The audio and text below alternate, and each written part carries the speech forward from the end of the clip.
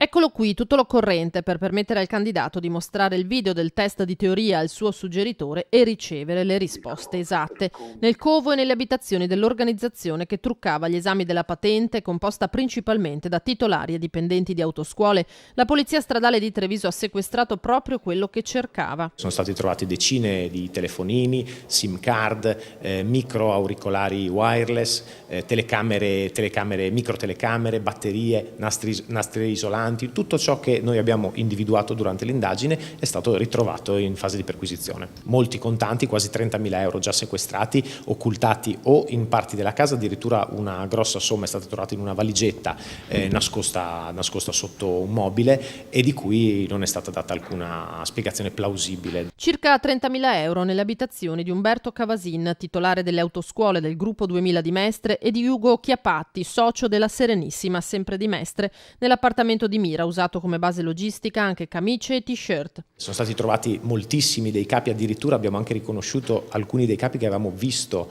addosso alle persone nelle motorizzazioni, e poi ne abbiamo trovati anche molti altri. Erano tutti, fra virgolette, era tutto il guardaroba che veniva utilizzato a seconda della stazza e del sesso del candidato per poter occultare poi dispositivi di registrazione delle immagini. 2 gli appartamenti presi in affitto a Mira per tenere vestiti e materiale elettronico. La banda ha ripulito il primo e trasferito tutto quanto quando si è vista scoperta. E durante la fase dell'indagine c'è stato un momento in cui è stato individuato un veicolo dei nostri che pedinava queste persone, e loro hanno avuto un momento in cui si sono preoccupati, e tant'è vero che hanno smantellato la prima base logistica per poi ripristinarla in un altro luogo. Non hanno avuto alcuna battuta d'arresto nelle loro attività, hanno continuato imperterriti, assolutamente convinti di non essere in alcun modo in pericolo,